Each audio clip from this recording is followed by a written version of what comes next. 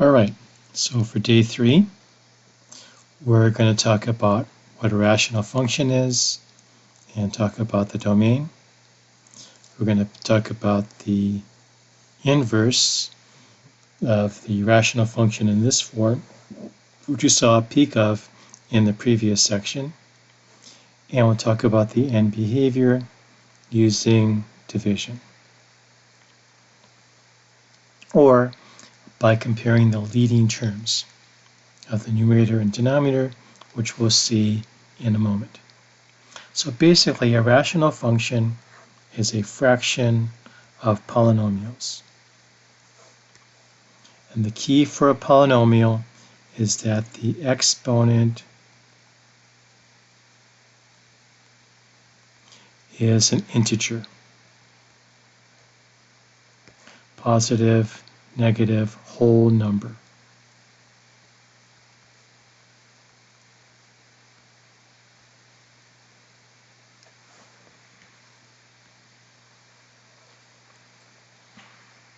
So in these examples, 3x to the 0, that's a whole number. These are whole numbers. These are whole numbers. The exponents for the variables are whole numbers. These are whole numbers, even if I multiply them out. And this is a whole number exponent. But the ones that are no, well, x, here is the exponent, and it might not be a whole number. It could be a fraction, decimal, who knows. That's not a whole number, therefore it's not a polynomial. And this exponent is 1/2, not a whole number. Domains are fractions. The key is to worry about the denominator. The denominator cannot be 0. So if the denominator cannot be 0, x cannot be 3, we jump over the 3.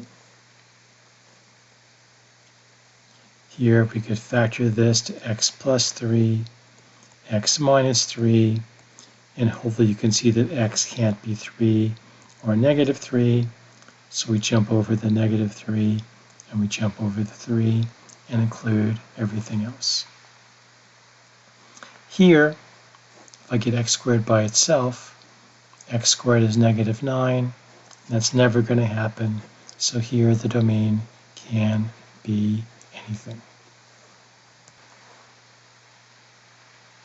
So plugging in some values for this function, plug in negative 2, we get 1. Plug in negative 1, we get a half. Just go ahead and plug in those x values here and here. And then, of course, to get the inverse, we just switch the x's and y's. We switch the x and y here. We have undefined here, so this is blank. Switch the x and y, switch the x and y, switch the x and y. Make sure you can plug in these x values and get those y values into this function. We take the table on the left, graph those points, and we have this graph. This gets the inverse. We just switch the x's and y's. Notice this vertical asymptote of x equals 1. If we switch the x and y, now y equals 1. Notice that this horizontal asymptote is y equals 2. Switch the x and y, now it's x equals 2. And that's the vertical asymptote. We switch the x and y for everything. Since the function to the left passes the horizontal line test, it is 1-to-1 or invertible, and the inverse will become a function. The domain and range of the inverse from left to right jumps over the 2. from bottom to top jumps over the 1. And as we said earlier, of the inverse, the horizontal asymptote is y equals 1. The vertical asymptote is x equals 2. Back in Algebra 2, you found the algebraic way to find the inverse. And so here's our original function, replacing f of x with y. We switch x and y. And then we have to solve for y by cross multiply. Get the y's on one side. I don't want to solve for one y or the other y. I want to solve for both at the same time. So I factor the y out. Divide by the x minus 2 to get the y by itself. And since this function's name is f, the inverse name is f inverse. So in the original function, x equals 1 is the vertical asymptote. And we'll talk about later how we come up with the horizontal asymptote being 2.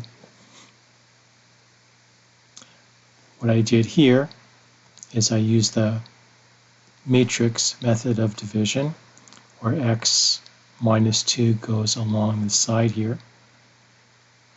And then the answer has to be found inside the matrix. So to make this x, with this x here, this has to be a 1. And then 1 times negative 2 is negative 2. This part of the matrix has to make our 1 of the answer. Well, negative 2 plus 3 is 1. And that 3 is the remainder. So here's our quotient of 1, our remainder of 3 over the divisor of x minus 2. And sure enough, as x gets bigger and bigger and bigger, this fraction gets smaller and smaller and smaller, and so the horizontal asymptote is y equals 1. For practice, to find the inverse function, the steps again are step 1, replace f of x with y. Step 2, switch x and y. Step 3, solve for y.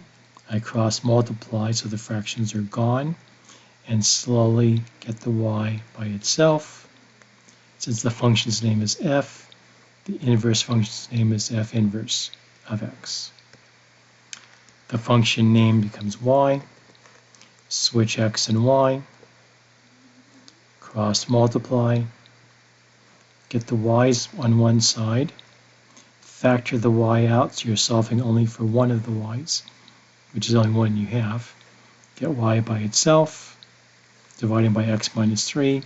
And again, since the function name is g, the inverse name should also be g inverse. Should be getting boring by now because you're good at this. The function name becomes y. Switch the x's and the y's. Cross multiply.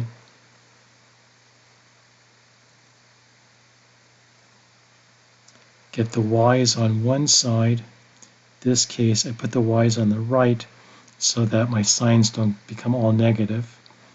Get the y by itself by factoring it out. Divide to get y by its lonesome. Since the function name is x, the inverse name is h inverse